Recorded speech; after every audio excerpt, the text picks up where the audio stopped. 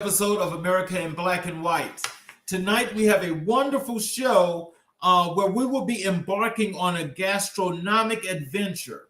We delve into the vibrant world of Chef Kenneth Minor, from his culinary prowess to his business acumen.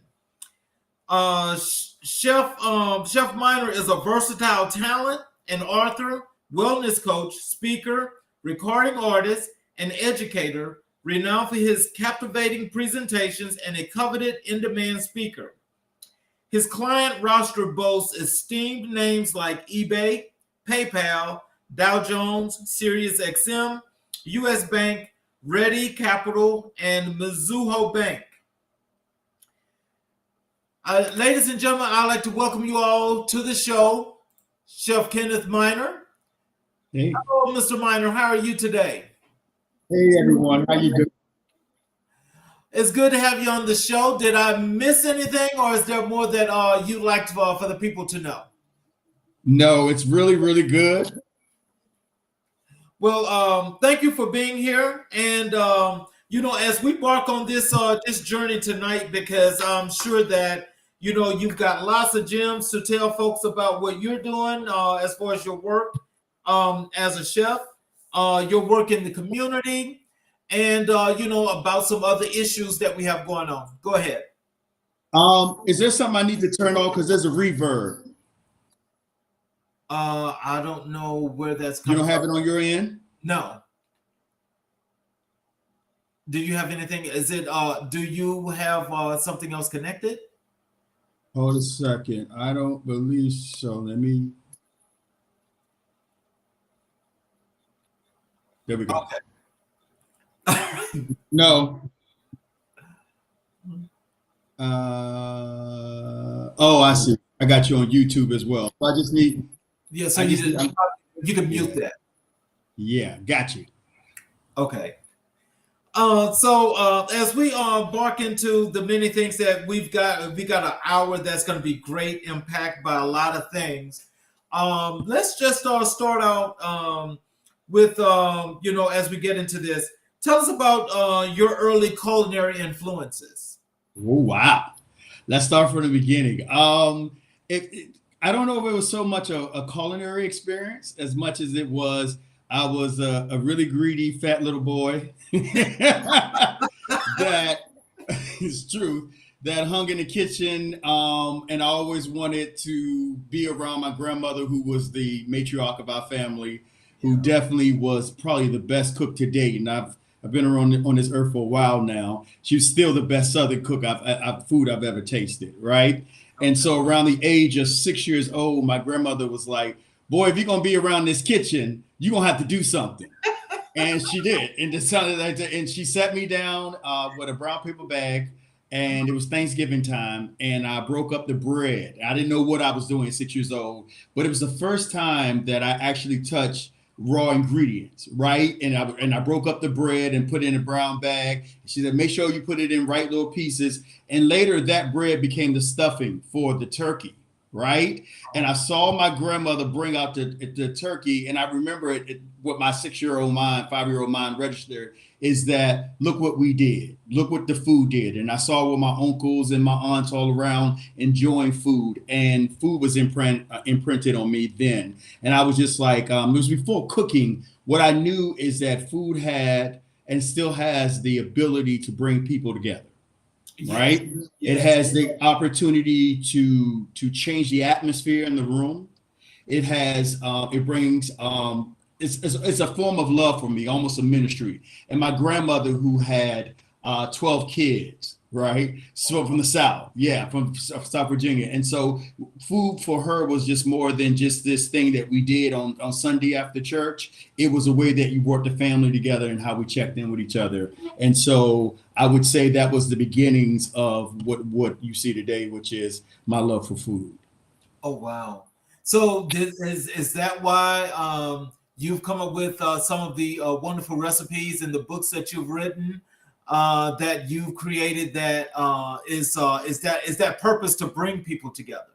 Yeah, I mean, that is a journey within itself, Charles, because initially being a chef was nowhere on my radar. I was a singer by trade, right? Went to school for classical music. That's what I thought I wanted to do.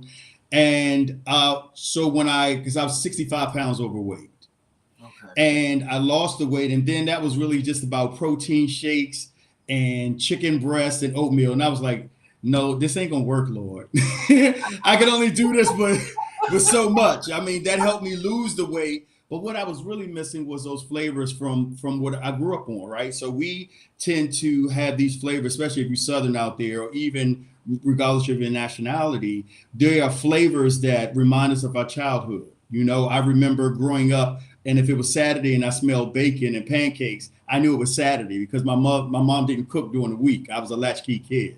So we got cereal during the week. But when I smelled bacon and pancakes, it was definitely Saturday. So I was missing all of those flavors in this new healthy pursuit. And I just started putting flavors together because I love ice cream. That's how it started. I still today love ice cream. It is the thing that I am actually on a fast right now as we speak. And so no ice cream is on my menu, but it was how I started playing with the flavors of smoothies. Because back then, I don't know how long y'all been thinking, we have so many options now. Back in the day, it was only vanilla, strawberry, and chocolate.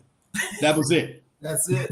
With smoothies, when it came in the protein powder, that's all it was. Now we got French vanilla and tropical flavors and all this French, But back then, that was all it did. And I started playing with the flavors with orange juice and changing out almond milk. And that's where it really started. I was like, oh, wait a minute. I can make this vanilla shake taste like a creamsicle, which I love creamsicles.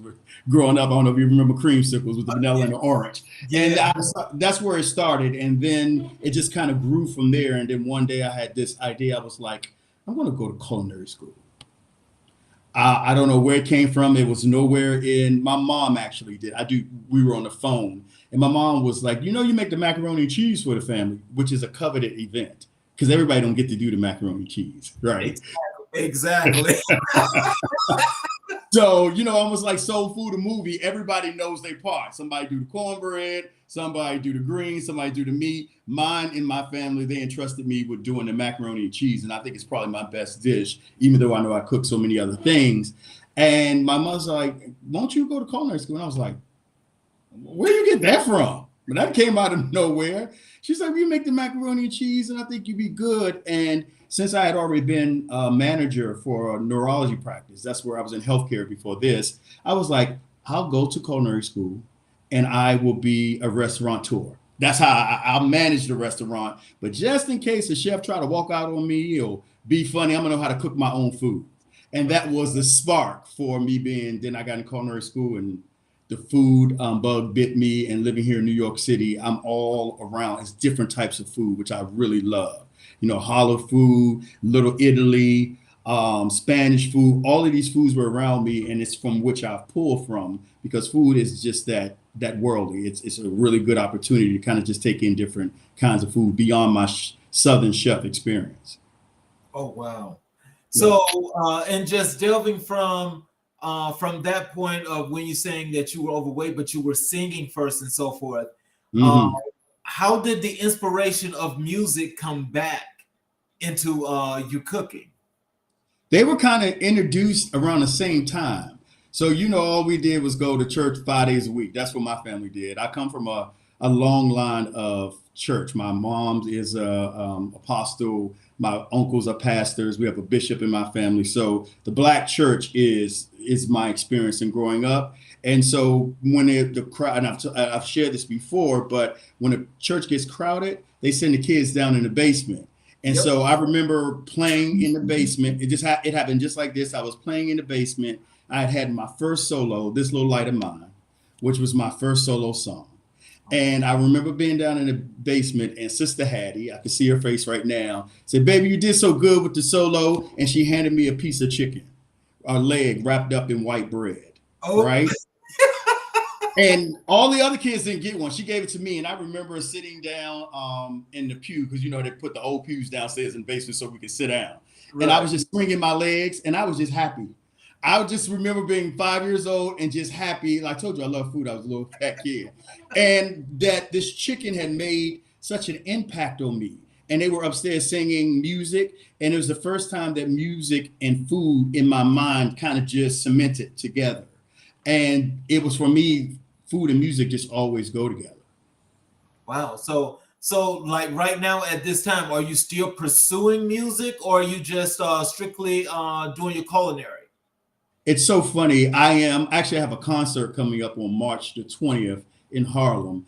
And it's been a while since I haven't done a concert since 2008, right? Because the chefing has really been taking on. And so it takes a lot of energy for me to put a show together, and the musicians, and because I'm a little bit of a perfectionist, and music has changed so much. And so sometimes I sit here as from a musical standpoint and wonder, do people still want to hear songs about love? Do people still want to hear songs that have a melody and it's not simply just about a vibe?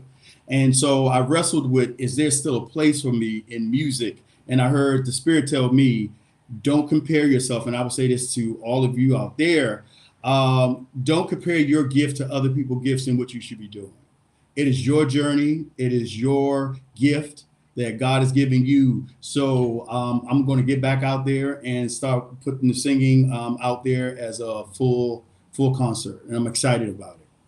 Please make sure I get a link. I'd like to see that. Oh, cool. Yeah, New York and Harlem. Here we go. March the 24th. I think that's a Thursday, if I'm not mistaken. Okay. Mm-hmm. So as far as your books, was there an inspiration to doing the books, or was the books just done to tell a story? Wow, great question. A little bit of both. A little bit of both. First of all, when things come to me, it comes to me visually first. Food, songs, that's my process. I know different people have different processes when it comes to expressing their art, but it comes to me visually. So I initially didn't start out as a chef. I was a food stylist. And actually, I like another client, what they sold me. They call me a beauty editor.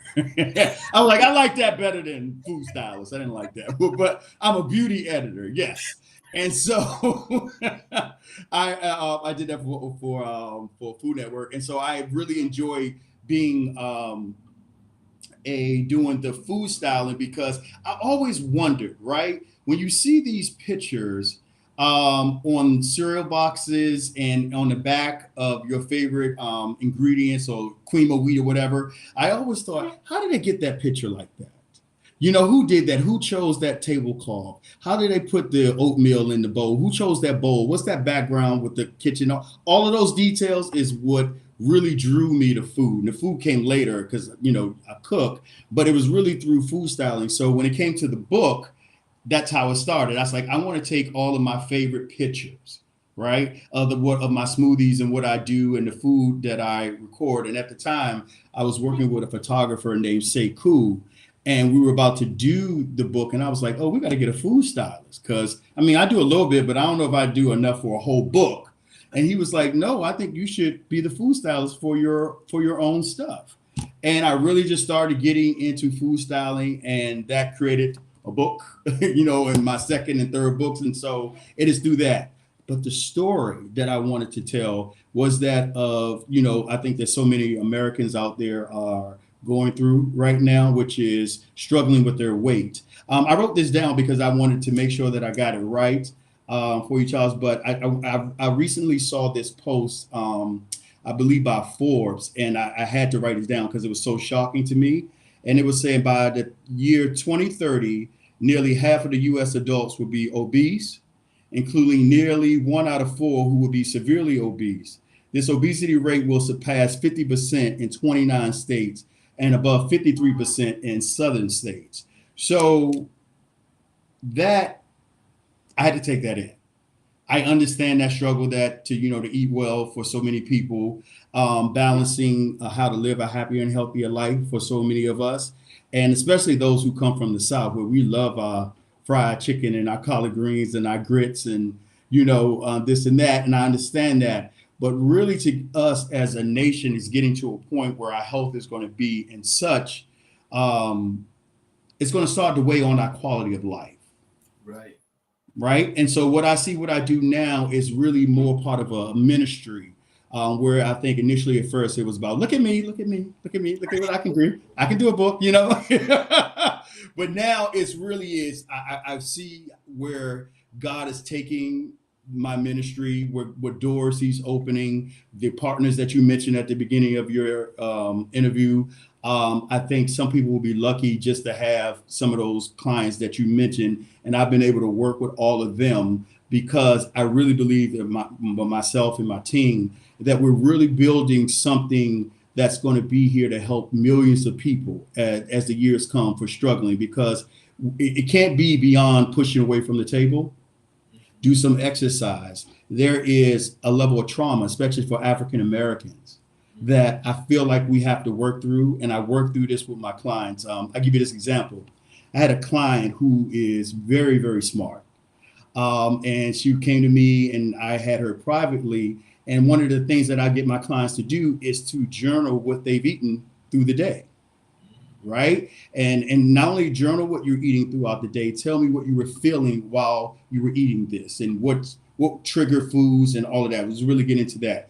And she has so much resistance in writing it down. Now, here's the irony. She works for a publishing company, for one of the big ones. So I challenged her. So I was like, how can you not write when you're a copy editor? This makes no sense for me. And she fought me and she fought me on it. And eventually around month 2, she started, well, I journal, chef. Here we go. And the thing is, the small thing, and I want you to hear this, and I'll share a little bit of my weight story too, is when she was a little girl, she would write down, she was an avid writer, and she would write down, and when things didn't come true, it disappointed her. So as an adult, she didn't write anything down. Right? Other than, our work or whatever. But she stopped journaling because there was so much pain in her life. And see how you just take that moment and break it down for that. For me, it was my father. One day I was 6 years old at the table with my father. And then the next week, my father was gone. And no one talked about it. I'm 6 years old. And the next thing I know, I'm on a I'm on a bus going down to the prison. And my father's in jail. Right? No one explained what my father did.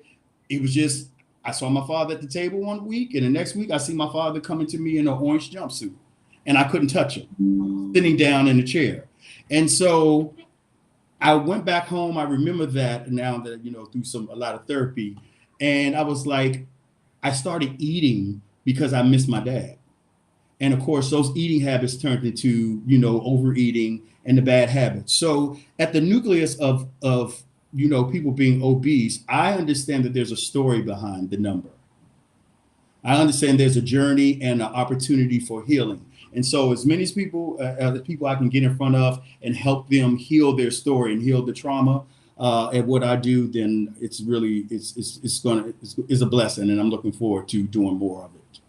So it sounds like what you're saying is a lot of people overeat primarily due to, emotions. And so if you're eating emotionally, then it causes you to do what they call binge eating. Yes. I was definitely a binge eater up until I was 29 years old, right? And when I lost the weight at 29.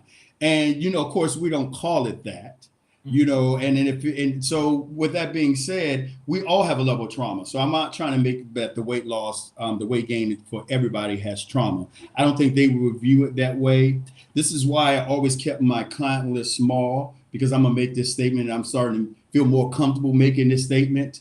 I believe that once the weight gets 50 pounds, 60 pounds, 70 pounds, 100 pounds plus, that's not about diet and exercise.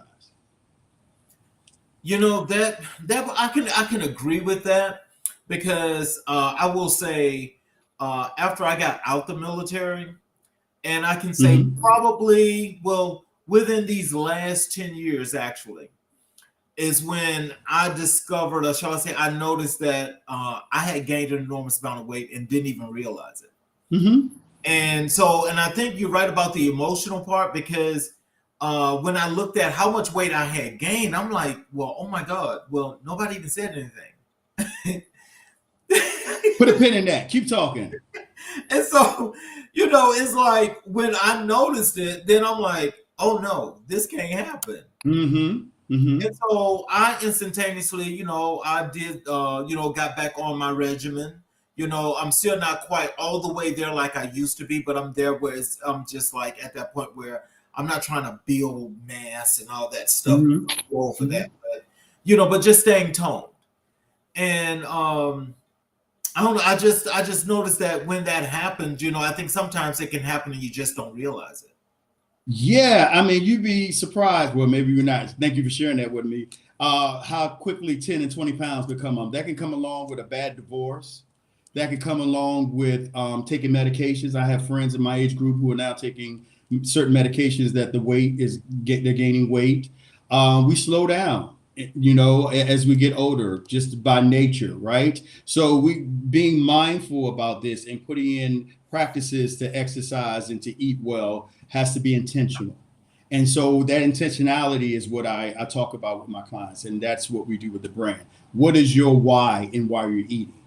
And if you don't have a why and if you don't have a vision for your health, I mean, it's two things. One, it's easy to say exercise and eat better, right? But what does that really look like as it relates to daily practices, right? So if you go to work at night and you come home, it's 3, 4 o'clock in the morning, you go to sleep, you wake up, you eat, and then you get ready back for work at 5, 6, 7 o'clock. It's kind of hard to talk to that person and say, you should be hitting the gym. This is how you should be eating, right? Because the body is on this, depending on how your body is made, you're on this schedule and it's just your schedule. It's your life.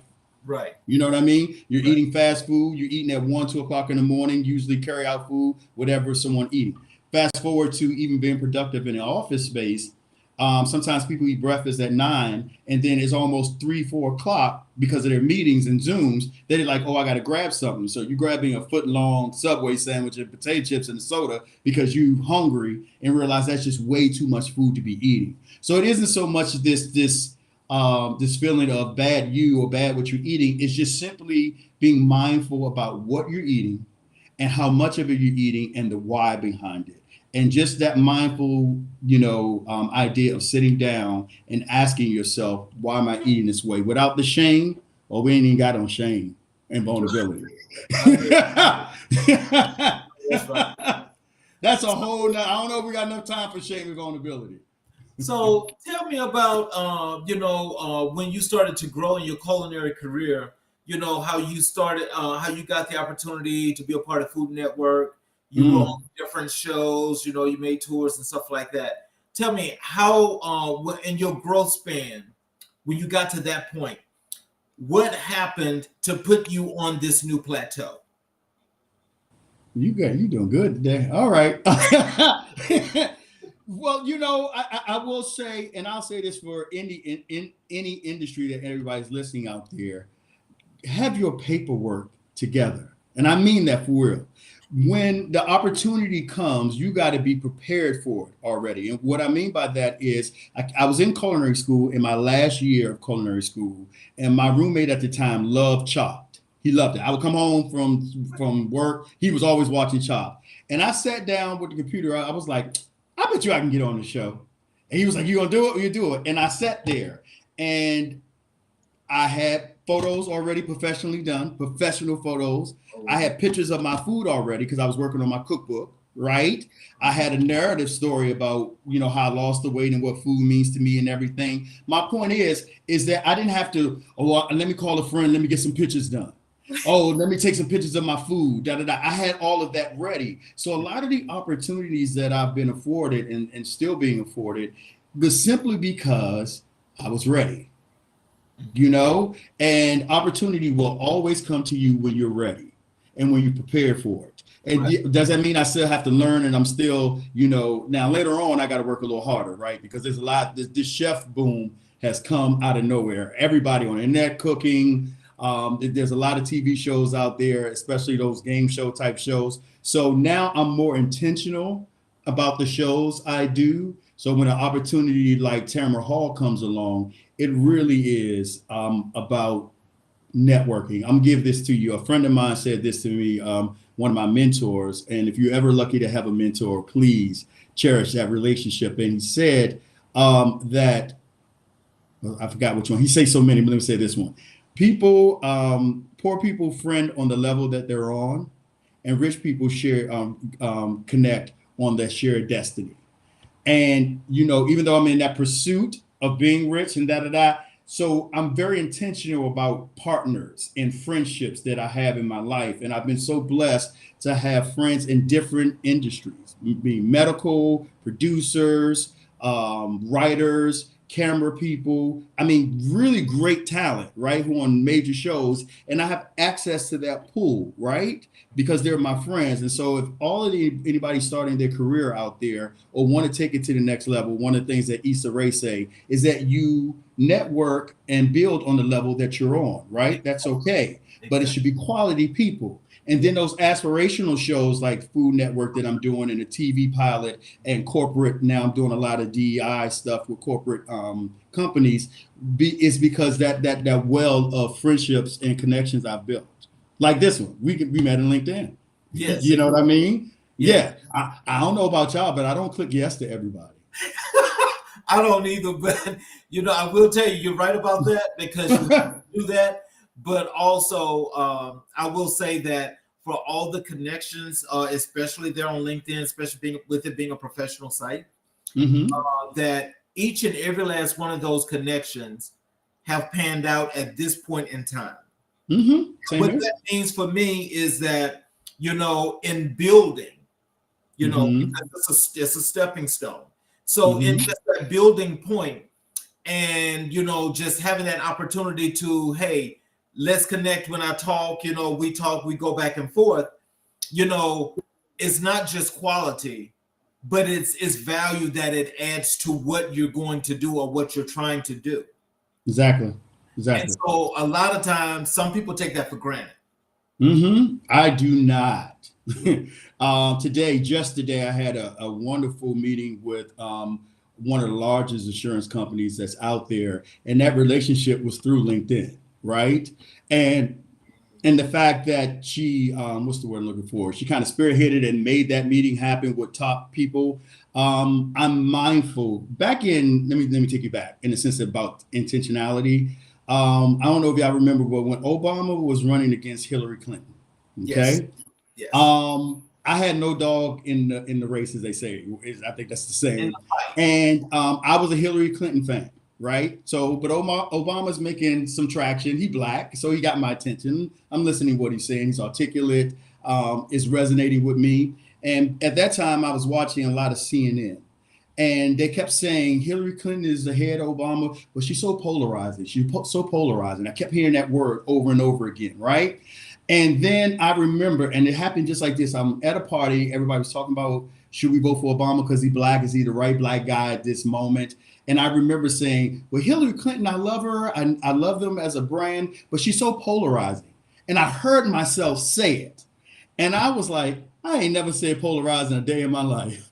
That's just not in my vocabulary. And so even now, and then so when I went and looked at my personal feed and friends and that of my friends, I was like, everybody is talking about Hillary Clinton, but no one's talking Clinton, but anymore. You understand? Conscious decision back then that I was going to post thread that wasn't uplifting. Hey, I enjoy your post, or I'm intentional, because I'm not going to badmouth anyone, and I don't know that intentionality of good partner with pays and dividends way the warm and fuzzy feeling that people, what we build together. Okay. Your I think your connection is kind of going in and out.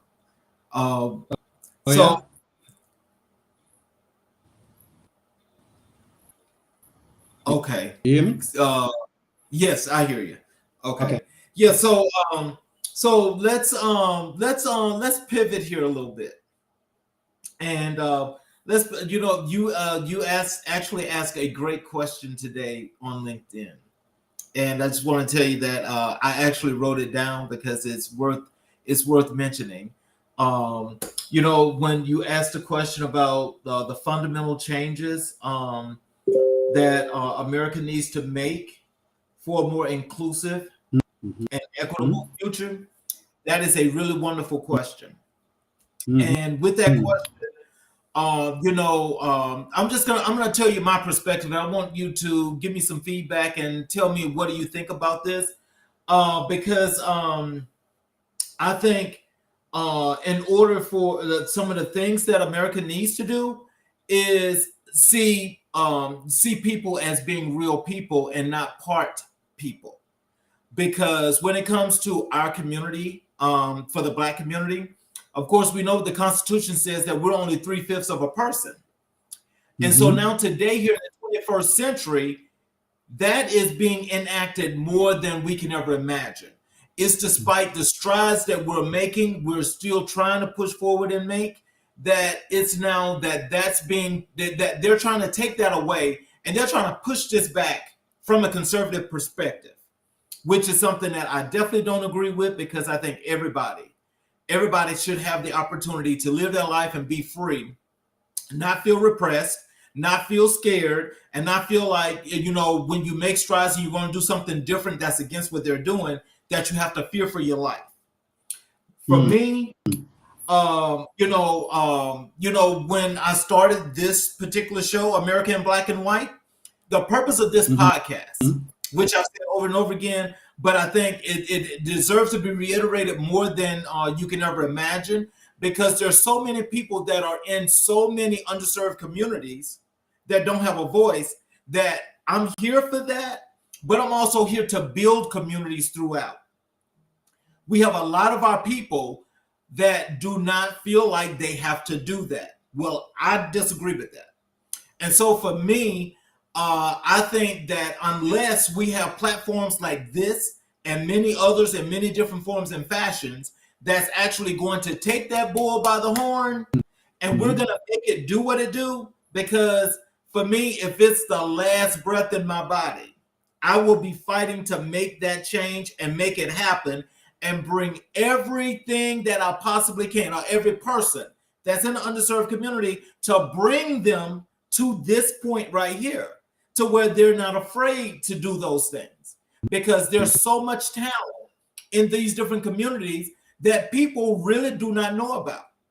And so, like, when the people that I like to bring to the show, like such as yourself, is, when you do stuff in the community and it's actually authentic and you're actually out there Mhm. with people to really bring them up, to help them, that's what I'm about. And that's what I love to see. And so it's just like the show I had yesterday. It was so wonderful because what they're doing at the University of Toledo, I Mhm. had the guy that's on the show that's actually an advisor there, a career advisor. But he's Mhm. doing things in the other, outside of that, and but it's about the community. These are the things that we all should put our faces out there and let people see what we're doing, and just bringing them not just to power, but bringing them up to where they can be resourceful themselves. So that's why I say I love that question that you asked. Thank you. Sharing and this opportunity as well. I wholeheartedly agree with you. What it's the thread about community and action, right? Mhm. Right? And pound, we as a community actionable once it's an emotional things. Let me say it like this: you believe, because I understand why we do this. We tend to be reactionary and not pro in our civic duty in our, as you say, in our community to right. Um, I my brand, such as yourself, the good. I don't. I'm doing how they're taking it away. That this world is right, and these or progressive systems, or you're not connected to then it's kind of hard, or even let it have your attention. And this is just my view. I'm gonna be a little bit. I feel like African American and people spend for their attention is involved in things that affect their daily life, haven't been tuning in lately. And I see this overall. In addition, I'm answering this as a musician. It has to do with, and someone got me mentioned. I didn't think it was that serious, but I see problem in where we ought to be as a community. Think about the 50s, the 60s, and you turned on the radio, you heard something, the radio, the late 80s. So if you're tuning in these songs, and it's not like down the music, because it's all you got to see good about money, hoes, dancing. Then you mentality as a pound, as a and do this together. There is no found togetherness of something that is through into every day that these young people listen to. Their music is a big part, is because it's why they dismantle it. I have a friend who was in music, who's a big executive letter in the late 90s that went around to all the executives, any more conscious rappers want that music anymore. Any artist coming across, they did not want it, right? Music. I have another friend who was, okay. This is, can you hear me? Yeah, you were choppy at one point. Very, very choppy. Okay.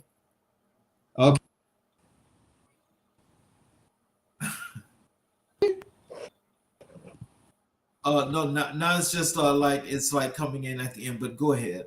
I just thought that something was messing with your mic.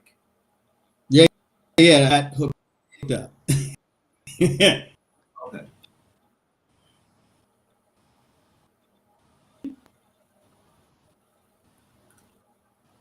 No, I didn't hear that. I know you're saying, "Ask, could I hear you?" But kind of say something again. Check. 1, 2, Okay. 3, 4. Gotcha. Yeah. So what I was saying, act on what our young people are listening to, the type of television shows that we're watching adds to how we as a community.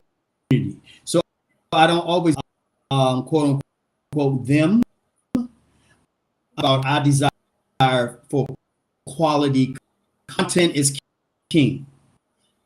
And so beg, and not beg, sorry, if we support our artists and the work that's out continue to be this way. So yeah, but I'm definitely going to do my part to put. Yeah, and so just so you know, make sure that it's kind of like clear as to when I made that statement. That statement is not about what other people do, because they're going to do what they're going to do regardless of the case. Okay. My thing is, I'm talking about building our communities, is that if we focus more on what the people that look like us, that are in each and every last one of these different industries, are doing something positive, and they're doing something positive to reach back, that right there's the connection, because then you're talking about, even though you're here, you're helping here, they're here, and they're helping here. So it's like that's how that building process begins. So, I mean, you don't have to spend your dollars in all of these other places that are not bringing money back to your community. Yeah. Because primarily being, they consider African Americans to be of being the highest consumers there are in this country, that means that these people can't live if we don't spend there. So why spend your money there? Because alternative to that kind of content, and there's no other way to say this. We don't have time, King. There's I reckon the lady who wrote Eat, Love, Love Her, she did Seek It Out, and she talked really put it into perspective as a nation moved away that a person good at his or her craft, right? From somewhere up there or out into the world. And then early 1900s, it became about she's a genius. Then what happened was that to put the onus on ourselves, I'm the best, right? You bring along and it says, do yourself be. And so this I mentality, and it continues to grow. I believe it's a cancer. It disconnects us. And so again, I'm gonna stick on this. When it comes to, we're doing what we do, pockets of the world, of course. A lot of people together. It's harder to do that. And so to turn this show, that show, everybody's like, no, it's about show. I don't care about what y'all do. Right. Yes, sir. My page. And so going back to food, and you were talking about being healthy and exercising and so forth. Let's talk a little bit about community health. So tell me, what does that space look like, and how what should we be doing as a collective to bring community health to a point? Great. And how are we doing on sound? Can you hear me? Yeah, it's still choppy. You're coming clear across me. Good on sound as well. It's still choppy? Yeah. I think I don't know. I don't know what happened. It just started and then it just been going from there for the last 15 minutes. Hold on one second. Give me a sound check. Check 1, 2, 3, 4. Okay. Yeah, so now it's now you're lagging. I'm lagging. Yeah. Yeah. Should I? Okay. Now I hear you, but just go ahead. We can continue because it's now you're just lagging behind, so everything you're saying is coming through. I just hit them.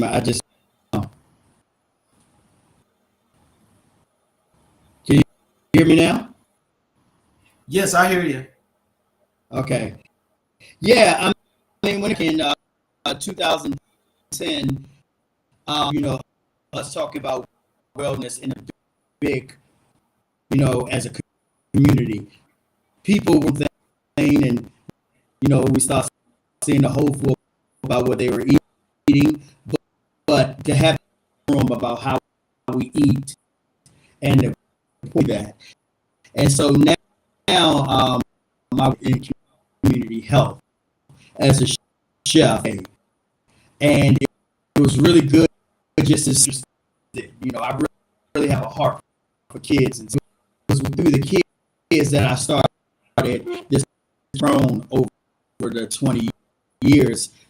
So I think one of the key things is that we have one level of worthiness, that we believe food, right? We worthy of good. The first thing. Secondly, to real full advantage that insurance is if they kind of got any kind of incentivized gyms. Gyms cost like $10 back in the day.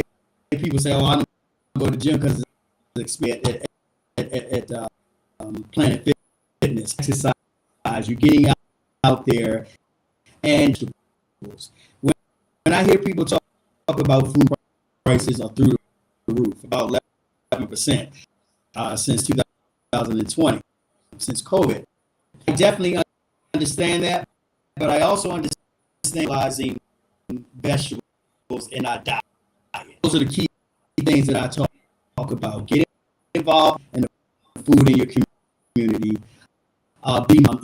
Eating a lot of carry-out food, and do that, and that your insurance, who have Medicaid, you're able to get therapy through Medicaid discount services. So make sure you're abreast of what's going on with your insurance company and with lifestyles, and then to make sure you can then start with the community that's over, which is your family and yourself. So make sure, at least in your house, in my house, this is how we live. And mentality with food, definitely that goes in your house. And chefkenny.com for some helpful recipes. Really just seek out healthier food, and that's really what I teach people. Well, that's going to require some discipline. A lot of people don't have discipline. So that's something you have to work on, but they can't do that unless they want to. And another big thing here is diversity and inclusion. I'd love to hear that. So as to diversity and inclusion, and how they're making this now another political football. Tell me, how do you feel about that? It's out of my diversity inclusion. They're going through, y'all. They really were already with reduced restrictions. I met somebody who's been calling it affirmative action. That's what they used to be, affirmative action. That's how far the dismantling of voting rights, and then about us on every hand. EI department at your have been as involved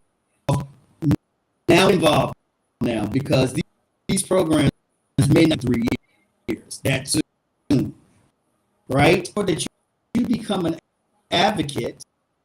If I can tell you how to do your platform, make sure about what's going on in the community. You are being accountable voting. That every time I'm going to be more involved on a federal level, and that's just all you can do right now as far as that they don't just ram it through. Stay on the DEI path. It's really about us and how we want to see our future. So it's in essence for us to dare to be seen. And well, see, this is where I think our people need to be listening, because when you mention things such as affirmative action, diversity and inclusion, you mentioned voting rights. Those things are very sacred to Black folks because we had to fight for those things for so long. So even though the Civil Rights Act was passed back in the 60s, early 60s, that you got to a point that you didn't have to worry about that. So when Obama got into the White House, okay, and this was brought to his attention about making voting rights just legal for folks that are eligible to vote here in America, he said, nobody's trying to take away your voting rights. Now you see that they're more than trying to take away the voting rights, that now 40 of these 50 states have gotten bills that they are actually trying to take away voting rights. And so now we find ourselves going back to fighting this from the 60s up to now, and people are upset because people are really offended that we've had folks that's died, and now more people probably will have to die fighting this again, which is totally unnecessary. And the reason why it's unnecessary is because they use politics to more than just do divide and conquer in the Black community, but they make sure that it's enacted and it's enforced. Because despite how many times we can go to how many different states and we can say, oh, my state's better than your state, that don't mean it's good for all of us. Because even right here in Georgia, where I am, and they passed, after Biden won for president in 2020, the same Secretary of State that was on TV screaming for his life, talking about people were threatening him and so forth, was the one that put the bill together that they sent to the governor that's restricting voting rights here in Georgia. And the governor won re-election.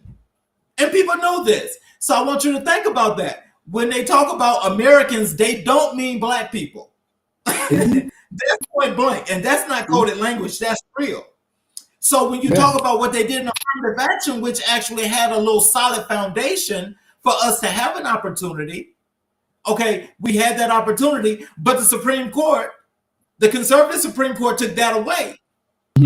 Just like the Supreme Court that unlocked and tore down voting rights when they did the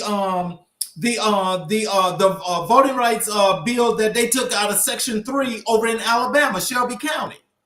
That started the destruction of voting rights. But see, these are the things that a lot of our people really are not listening to. They're not understanding because a lot of people don't understand civics. So if they've gotten that far already, and you know it's still penetrating through the system, so just imagine at the end of 2024, despite who's in the Senate or the House, that bill is going into effect. So now we're going to be right back at the same point fighting about voting rights, and that's crazy. So when we talk about diversity and inclusion is a thing where primarily I forgot what they called it when it was back in the 60s about when you're Black and white and you want to marry, which is primarily what this is about.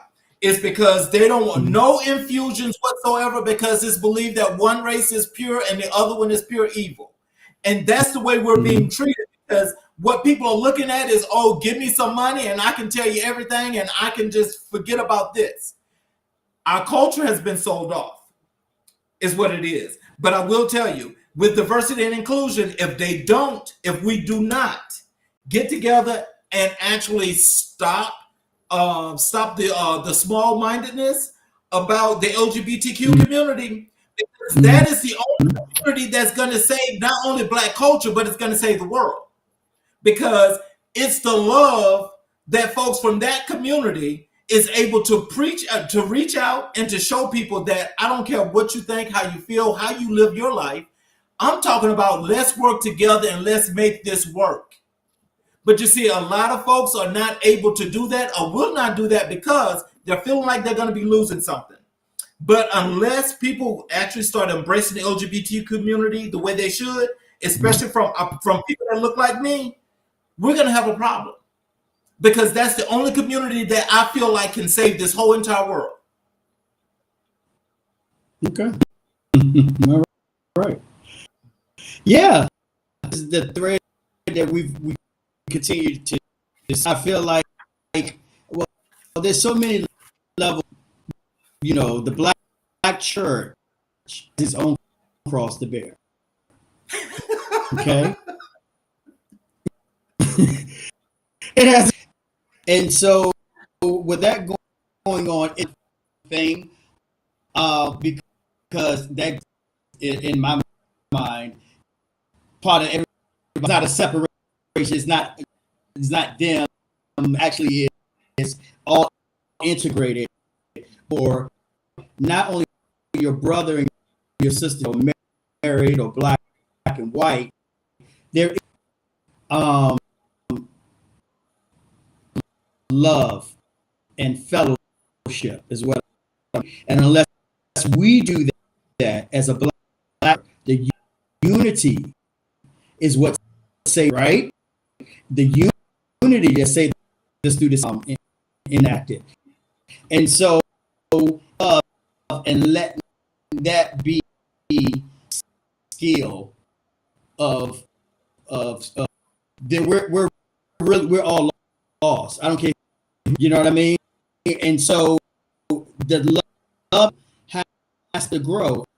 And I'm telling you, many of our signals from television, whatever, how you get that information, if we don't us and that love, then we are lost. And so DEI goes as the Hispanic community by the year 2050, not even going to be listening to us because no, we don't. So now is the time for sorts for us to bring ourselves in what God has created us to be with last. Yeah, I still say I believe the future can be bright, and I believe that there are many, many things that we can do to just bring this to where it needs to be. It's still it feels like now we've got hundreds and hundreds of years to go because of where we are in the 21st century for things that happened back in the 19th century that's being brought to the 21st century. Now, all of that's totally crazy, but it's true. But unless we have enough people to take it serious and to do the necessary things, then I'm just afraid that it could be an uphill battle that's really not necessary, but it's one that's already started. So hopefully it doesn't turn into a war, because I just believe that I love my culture and I love my people.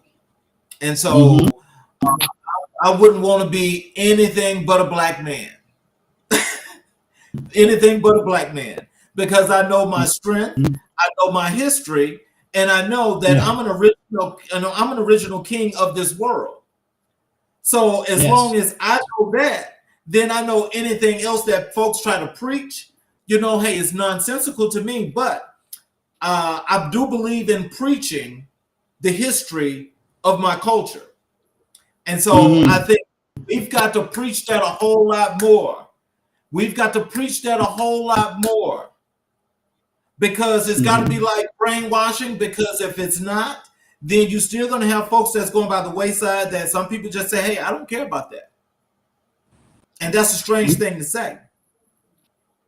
Strange world that we're living in. So platforms such as we're doing right now, as the work I believe I'm doing with city and healthy living of it, and so that's all we can do. All best foot forward, and as individuals, see people such as yourself out there spreading the word, and so as long as we believe there's hope. Yes, sir. Yes, sir. And I believe as long as we got all these great folks such as yourself that's out there that's making great strides and continuously breaking barriers, that's all we need. And so I want to tell you again, I appreciate you coming on the show. I hope that you'll come back. And it was really, really more than food for thought, but it's one that was informative as intended for our audience. And again, everybody, I want to thank Chef Kenneth Minor for being here and doing such a wonderful job and sharing his time with us. Thank you, sir. Thank you, everybody. And you have a wonderful evening. You too.